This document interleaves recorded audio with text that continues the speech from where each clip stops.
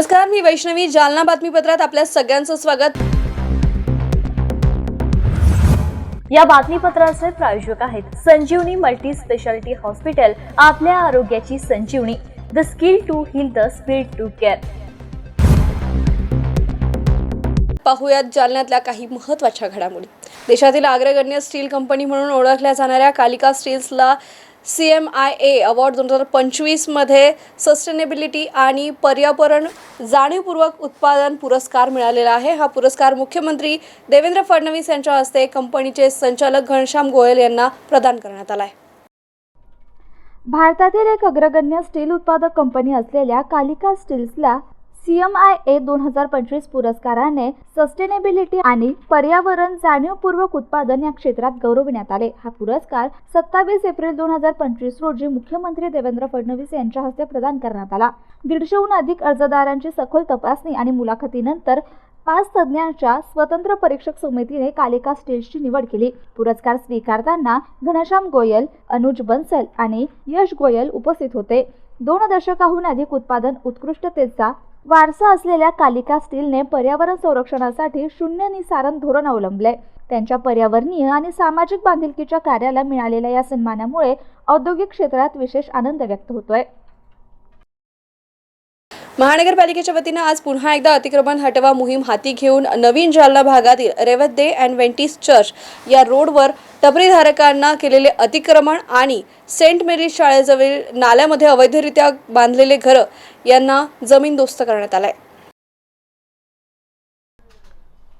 आज रोजी महानगरपालिका प्रशासनाच्या वतीने रेवत डे ॲडव्हेंटिस्ट चर्च जवळील रोडवर काही पानटपऱ्या धारकांनी अतिक्रमण केलं होतं. ते अतिक्रमण आज रोजी महापालिका प्रशासनाच्या वतीने काढून घेण्यात आलं. त्याचबरोबर सेंट मेरी शाळेसमोरील मोठ्या नाल्यामधील अतिक्रमण काढण्यात आलं. या नाल्याची संरक्षण भिंत बांधण्यात येत असल्यामुळे या नाल्यामध्ये काही अवैधरित्या घरे बांधण्यात आली होती. या नाल्याच्या संरक्षण भिंती बांधकामात अडचण येणाऱ्या काही घरे JCBच्या साह्याने निष्कासित करण्यात आली आणि त्या ठिकाणी अतिक्रमण मोहीम राबवून मार्ग मोकळा करण्यात आला. ही कारवाई महानगरपालिकेचे आयुक्त संतोष खांडेकर यांच्या मार्गदर्शनाखाली अतिरिक्त आयुक्त प्रियंका राजपूत, सहाय्यक आयुक्त सुप्रिया चव्हाण, स्वच्छता विभाग प्रमुख पंडित पवार, स्वच्छता निरीक्षक विलास गावंडे, स्वच्छता निरीक्षक शोएब खान, हरिहर चांदोडे, रवींद्र कल्याणी, सतीश पांचगे, राधेश्याम लोखंडे, श्रावण सराटे, अरुण वानखेडे आदींसह स्वच्छता विभागाच्या कर्मचाऱ्यांच्या उपस्थितीत अतिक्रमण मोहीम राबवण्यात आली. या अतिक्रमण मोहिमेत सदर बाजार पोलीस ठाण्याचा मोठा पोलीस बंदोबस्त तैनात करण्यात आला होता.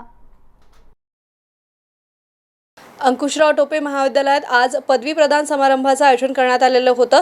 कार्यक्रमाच्या अध्यक्षस्थानी माजी मंत्री राजेश टोपे होते, तर माजी प्राचार्य कुलगुरू डॉक्टर अशोक तेजनकर हे प्रमुख पाहुणे म्हणून उपस्थित होते.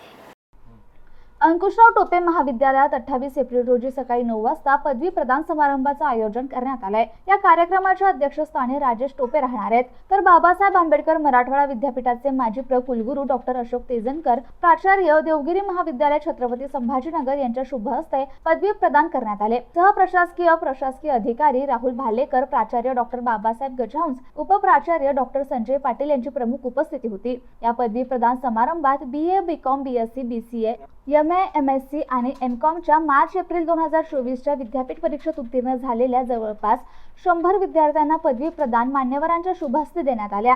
कार्यक्रमाच्या सुरुवातीस विद्यापीठ ध्वजासह पदवी प्रदान, विद्यार्थी, प्रमुख पाहुणे, प्राचार्य, उपप्राचार्य आणि स्टाफ यांचा समावेश असलेली रॅली काढण्यात आली. सेमिनार हॉलमध्ये कार्यक्रमाचं आयोजन करण्यात आलं होतं. प्रमुख पाहुण्यांच्या हस्ते दीप प्रज्वलन करून कार्यक्रमास सुरुवात करण्यात आली. नंतर उपस्थितांनी विद्यार्थ्यांना मार्गदर्शन केलं. कार्यक्रमाची सांगता राष्ट्रगीताने झाली. कार्यक्रम यशस्वीतेसाठी उपप्राचार्य पांडुरंग खोजे, उपप्राचार्य डॉक्टर संजय पाटील आणि प्राचार्य डॉक्टर दादासाहेब गजहंस यांच्यासह प्राध्यापक आणि शिक्षक यांनी प्रयत्न केले. आज डॉक्टर बाबासाहेब आंबेडकर मराठवाडा विद्यापीठ व अंकुशराव टोपे महाविद्यालय जालना यांच्या वतीने या ठिकाणी पदवी प्रदान समारंभ आयोजित करण्यात आला होता. या कार्यक्रमासाठी डॉक्टर बाबासाहेब आंबेडकर मराठवाडा विद्यापीठाचे माजी कुलगुरू तथा देवगिरी महाविद्यालयाचे प्राचार्य डॉक्टर अशोक तेजनकर हे प्रमुख पाहुणे म्हणून उपस्थित होते. तर कार्यक्रमाचे अध्यक्ष मत्स्यधरी शिक्षण संस्थेचे अध्यक्ष सन्माननीय राजेश भैया टोपे साहेब हे होते.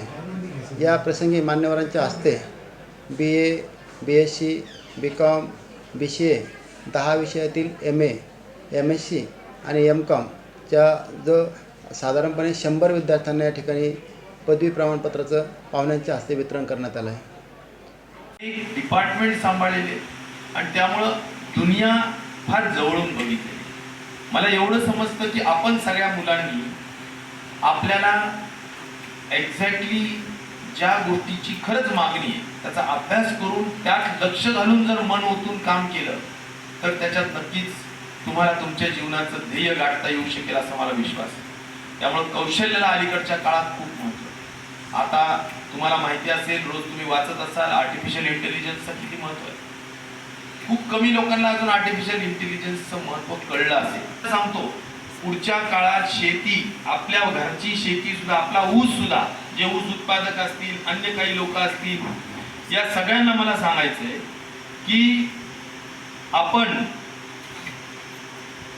या सगळ्या शेतीतून, फळबागातून खूप उत्पादन काढता येतं. तुम्हाला किती लोकांना हे माहिती आहे की आर्टिफिशियल इंटेलिजन्सच्या माध्यमातून शेती केल्यानंतर किंवा त्याच्या आधारावर शेती केली तर जे एकरी उत्पादन आपलं 40-50 काय असेल ते 150 टनावर मी बारामतीला जाऊन स्वतः पाहिलेलं आहे. जालना शहराअंतर्गत पाईपलाईन वारंवार फुटत असल्या कारणामुळे सध्या जालना शहरातील पाणीपुरवठा वितरण व्यवस्थेवर परिणाम होतोय. जालना शहरातील अंतर्गत पाईपलाईन ही वारंवार फुटत असल्यामुळे जालनेकरांना 10 ते 12 दिवसानंतर पाणी मिळतंय. जालना शहरातील अंतर्गत पाईपलाईन ही जुनी झाली, त्यामुळे लिकेजचे प्रॉब्लेम पुढे येत आहेत. या पाईपलाईनवर मोठे मोठे लिकेजेस आहेत. खूप जुन्या पाईपलाईन असल्याने पाण्याचे थोडे प्रेशर जरी वाढले तरी ही पाईपलाईन लगेच फुटते. जुनी पाईपलाईन असल्यामुळे ती कमकुवत झाली असून शहरात ठिकठिकाणी पाईपलाईन फुटण्याचं प्रमाण वाढलंय. पाईपलाईनवरील दुरुस्ती महानगरपालिका पाणीपुरवठा विभागाच्या वतीने युद्ध पातळीवर केली जाते. मात्र नागरिकांना विनंती करण्यात येत आहे की एवढे 2 महिने पाणी हे जरा जपून वापरा. पाण्याचा वापर हा काटकसरीने करा. आपल्याकडे जेवढी जायकवाडीमधून पाणी घेण्याची क्षमता आहे आणि शुद्धीकरणाची क्षमता आहे त्या पूर्ण क्षमतेने पिण्याचे पाणी नागरिकांना वितरित करण्याचा प्रयत्न केला जात असल्याचे महानगरपालिकेचे आयुक्त संतोष खांडेकर यांनी बोलताना सांगितले. आपल्याकडे आपण वर्षभर जे पाण्याचे आवर्तन ज्या दिवसानंतर येतं त्याच पद्धतीनं रोटेशन आजही आपल्या शहरामध्ये चालू आहे. म्हणजे साधारणपणे 7व्या किंवा 8व्या दिवशी पाणी आपण नागरिकांना देतो. त्याच्यामध्ये आपल्याला पाणी आणखी 1-2 दिवस कमी करता येणं शक्य होतं. पाठीमागील काही दिवसामध्ये आपण 5 दिवसापर्यंतही पाण्याचं आवर्तन काही भागात आणलं होतं. परंतु आता असं आहे की सध्या शहरातलं जे ग्राउंड वॉटर आहे की ज्याच्यावर नागरिक बऱ्याचदा वापराच्या पाण्यासाठी अवलंबून असतात, ते पाणी थोडं कमी झाल्यामुळे आपल्याकडे टंचाई दिसते आहे. परंतु महापालिकेमार्फत जेवढं आम्हाला पाणी शुद्ध करणं शक्य आहे, जेवढं पाणी सप्लाय करण्यासाठी जी आपली यंत्रणा टेक्निकली अवेलेबल आहे त्या पूर्ण क्षमतेनं आपण आज पाणी देतो. फक्त पाण्याची थोडी वेळ आपण 10 मिनिटांनी वाढवली असल्यामुळे कारण ग्राउंड वॉटर कमी आहे थोडं आणि त्यामुळे थोडं नेहमीपेक्षा आपण थोडं जास्त पाणी देतो. त्यामुळे 7व्या किंवा 8व्या दिवशी आपलं आवर्तन येत आहे. आणि लिकेजेस जे आहेत आता जी मोठे लिकेजेस होतात ते खरं तर खूप जुन्या पाईपलाईन आहेत. म्हणजे आता जे आपण आजही वर्तमानपत्रामध्ये बातमी पाहिली मी, नूतन वसाहतच्या समोर लिकेजेस झालं, ती लाईन 1984ची आहे. म्हणजे 40 वर्षापूर्वीची लाईन आहे. ती लाईन आपण नवीन योजनेमध्ये नव्यानं टाकणार आहोत. म्हणजे ती अप्रूव्ह करून आपण दुसरी लाईन टाकतो, त्याचंही काम चालू आहे. त्याच्यावर थोडं जरी प्रेशर वाढलं, थोडं जरी पाणी त्यात जास्तीचं आपण सोडलं तर ती पाईपलाईन बस्ट होते. त्याला अशा म्हणजे ठिगळासारखी पूर्ण पाईपलाईन झाली, कमकुवत झाली आणि त्यामुळे हे प्रॉब्लेम येत आहेत. खरं तर ह्याला आता म्हणजे ही पाईपलाईन काही दिवसापूर्वी बदलणं आवश्यक होतं, परंतु आत्ता ते आपल्या योजनेमध्ये मंजूर आहे. 10 ते 11 कोटीचं काम आहे. इंदेवाडी टाकीपासून मंगळबाजार टाकीपर्यंत ते कामही आपलं पूर्ण होणार आहे. साधारणपणे 4 महिन्यामध्ये ही लाईन पूर्ण टाकून आपण कार्यान्वित करू. ह्या मोठ्या लाईनवरचे लिकेजेस होणार नाही. छोटे मोठे लिकेजेस जे वितरण व्यवस्थेवर होतात ते पिरियॉडिकली आम्हाला जसे रिपोर्ट येतील तर ते आम्ही यंत्रणा पण आता सुधारण्याचं आम्ही सेटअप तयार केले. तर त्यामध्ये पण आम्ही त्या पद्धतीने काम करतोय. एवढंच आहे की नागरिकांनी पाणी थोडंसं 1-2 महिने आणखी थोडं जपून वापरावं. आपल्याकडे जेवढी उचलण्याची जेवढी शुद्धीकरणाची क्षमता आहे त्या पूर्ण क्षमतेने आपण पाणी सध्या उचलतो आणि लोकांना द्यायचा प्रयत्न करतो. यामध्ये काही टंचाई वगैरे निर्माण झाली तर फक्त पाण्याचा काटकसरीने जर वापर केला तर आपण ह्या टंचाईवर यशस्वीपणे मात करू शकतो. महाराष्ट्र राज्य लोकसेवा हक्क अधिनियम 2015 याची दशकपूर्ती निमित्त जालना शहर महानगरपालिकेमध्ये 28 एप्रिल रोजी विशेष कार्यक्रमांचं आयोजन करण्यात आलं. महाराष्ट्र राज्य लोकसेवा हक्क आयोग 2015 या कायद्यास 28 एप्रिल 2025 रोजी 10 वर्ष पूर्ण झाल्याच्या निमित्ताने आज जालना शहर महानगरपालिकेच्या वतीने आयुक्त तथा प्रशासक संतोष खांडेकर यांच्या प्रमुख उपस्थितीत सर्व अधिकारी कर्मचाऱ्यांना महाराष्ट्र राज्य लोकसेवा हक्क अधिनियमाबाबत शपथ देण्यात आली. अतिरिक्त आयुक्त प्रियंका राजपूत यांनी महाराष्ट्र राज्य लोकसेवा हक्क अधिनियम 2015 बाबत सविस्तर मार्गदर्शन केलं, तर आयुक्त तथा प्रशासक संतोष खांडेकर यांनी सेवा हक्क अधिनियम 2015 सह इतर कार्यालयीन कामकाजाबाबत सविस्तर मार्गदर्शन केले. महाराष्ट्र राज्य लोकसेवा हक्क कायद्या उत्कृष्ट कार्य करणाऱ्या सह आयुक्त अनुराधा नागोरी, लिपिक रंजना दानेकर आणि अनिता मालोदे यांचा प्रमाणपत्र देऊन गौरव करण्यात आला. जन्म, मृत्यू, जन्म नाव दुरुस्ती इत्यादींसाठी नागरिकांच्या येणाऱ्या अर्जासाठी यापुढे टोकन व्यवस्था करण्यात आली आहे. सदर टोकन व्यवस्था आज आयुक्त, अतिरिक्त आयुक्त आणि उपायुक्तांच्या हस्ते सुरुवात करण्यात आली.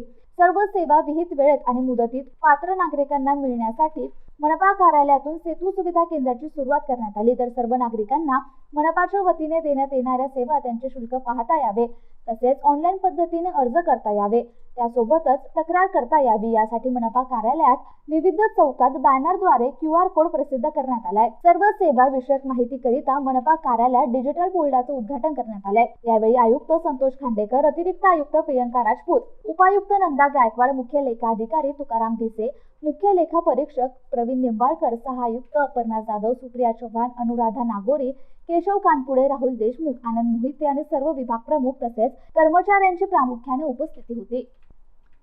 लोकसेवा आयोगाच्या निमित्त काही शपथ वगैरे आणि काही उद्घाटन वगैरे काय कार्यक्रम? लोकसेवा म्हणजे महाराष्ट्र लोकसेवा हक्क अधिनियम 2015 हा अंमलबजावणी होऊन आज 10 वर्ष पूर्ण झालेत आणि या निमित्तानं पूर्ण महाराष्ट्रभर सेवा हक्क दिवस साजरा केला जातो.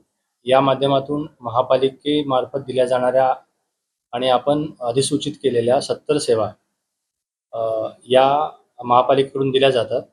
या सेवा देत असताना कायद्यातल्या तरतुदी काय आहेत ते, नागरिकांचे सेवा मिळण्याचा अधिकार आणि जर सेवा विहित कालमर्यादेत नाही मिळाली तर त्यावर अपील असणारी अपीलाची आणि दंडाची तरतूद याविषयीचं थोडंफार एक छोटंसं वर्कशॉप आम्ही नागरिकांच्या कर्मचाऱ्यांना यापूर्वी दिलेलं आहे. आताही थोडं ब्रीफिंग केलं आणि आजच्या दिवशी आपण पाठीमागील वर्षामध्ये ज्यांनी चांगलं उत्कृष्ट काम केलं, उत्कृष्ट सेवा दिली त्या कर्मचाऱ्यांचा गुणगौरव केला.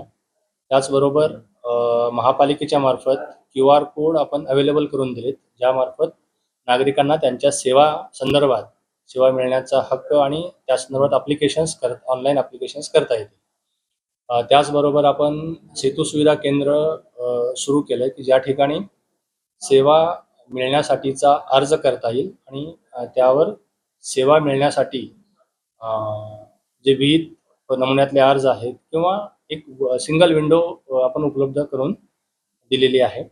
आणि ह्या सगळ्या गोष्टी करत असताना प्रशासकीय कामकाजामध्ये सुधारणा करणं, प्रशासकीय कामकाज कार्यक्षमतेनं, रिस्पॉन्सिबल पद्धतीनं आणि ट्रान्सपरंटली करण्यासाठी ज्या आवश्यक ॲडमिनिस्ट्रेटिव्ह काही आमच्या सुधारणा आहेत त्या पण आम्ही करण्याचा पाठीमागील काही दिवसापासून आम्ही प्रयत्न करतो.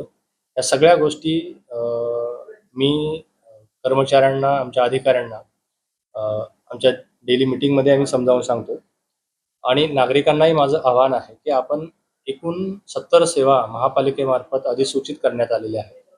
ह्या सेवा मिळण्यासाठी जर कोणत्याही स्वरूपाचं सबळ आणि तांत्रिक कारण जर महापालिकेकडे नसेल तर ती सेवा त्या वेळेमध्ये पात्र व्यक्तीला देण्याचा अधिकार तुम्हाला कायद्याने दिलेला आहे. जास्तीत जास्त ज्यांना सेवापासून जर वंचित असाल तर पात्र नागरिकांनी या कायद्याअंतर्गत ॲप्लिकेशन करावीत आणि याच्यामध्ये जर सेवा मिळाली नाही तर प्रथम अपील, द्वितीय अपील किंबहुना या दोन्ही अपिलामध्ये समाधान नाही झालं तर डायरेक्ट थेट सेवा हक्क आयोगाकडेही अपील करण्याची तरतूद आहे. आणि प्रत्येक कर्मचाऱ्याला किंवा जो पदनिर्देशित अधिकारी आहे, डेसिग्नेटेड ऑफिसर आहे, ज्याला ही जबाबदारी देण्यात आलेली आहे, त्यांनी जर वेळेत नाही सेवा दिली तर त्याच्यावर दंडात्मक स्वरूपाची कार्यवाही करण्याचेही अधिकार या कायद्याअंतर्गत आहेत. त्यामुळं नागरिकांना विनंती आहे की आपण जास्तीत जास्त या कायद्याचा वापर करून प्रशासनामार्फत सुविधा विहित वेळेत उपलब्ध करून घ्याव्यात.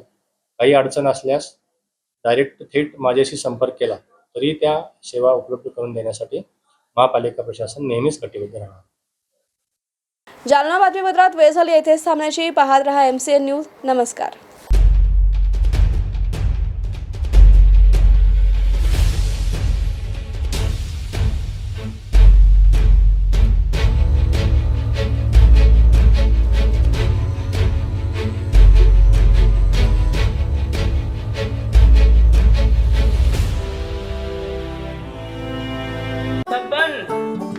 आपको कलेक्टर साहिबा के हाथों से इनामी घर मिल रहा है। आपका घर बहुत सुंदर होगा ना? अरे नहीं बेटा, हम तो बहुत छोटे आदमी हैं। चाचू डोंट वरी, मैं बड़ी होकर आपके लिए और सबके लिए मजबूत और सुंदर घर बना के दूंगी। कालिका सरिया लाना मत भूलना। कालिका TMT सरिया कंक्रीट से करे मजबूत जोड़ और भूकंप, जंग, आग से लड़कर घर को दे दीर्घायु। कालिका सरिया मैं भूली नहीं। बेटिया आप कलेक्टर। कालिका TMT, फैसला जो मजबूत हो। संजीवनी मल्टी स्पेशालिटी हॉस्पिटल, ऋषी park, Ambar चौफुली, Jalna.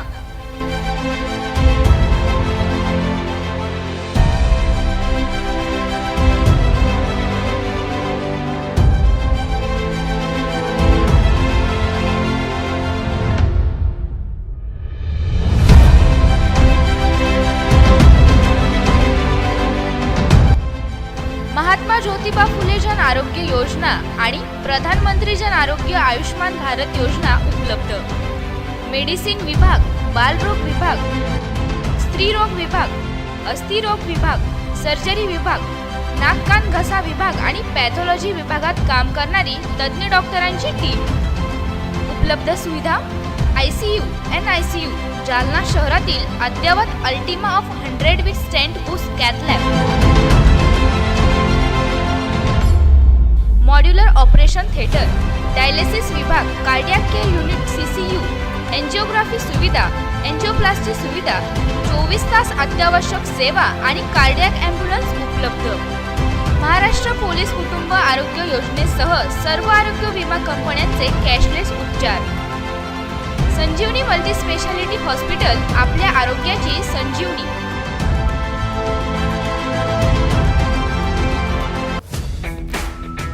Kothari international dream school CBSE pattern. शैक्षणिक वर्ष 2025-26 साठी प्रवेश देणे सुरू. शैक्षणिक वर्षासाठी LKG ते 9वी पर्यंत ऍडमिशन सुरू.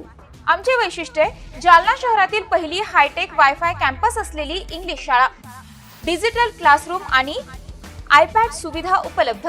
वातानुकूलित क्लासरूम, बस सुविधा देखील उपलब्ध. क्षेत्र भेट आणि गेस्ट लेक्चर. विद्यार्थ्यांचा सर्वांगीण विकास. NCERTच्या धर्तीवर CBSE पॅटर्नची सुविधा उपलब्ध. अनुभवी शिक्षक वृंद, प्रशस्त क्लासरूम आणि प्रशस्त मैदान. रोबोटिक्स आणि कोडिंग यासह अनेक सुविधा विद्यार्थ्यांसाठी उपलब्ध.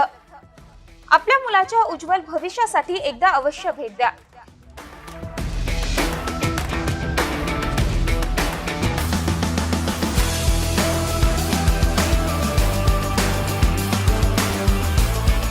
Kothari international dream school, JES महाविद्यालयाजवळ, देऊळगाव राजा रोड, जालना. संपर्क 9673236007 किंवा 9067791007.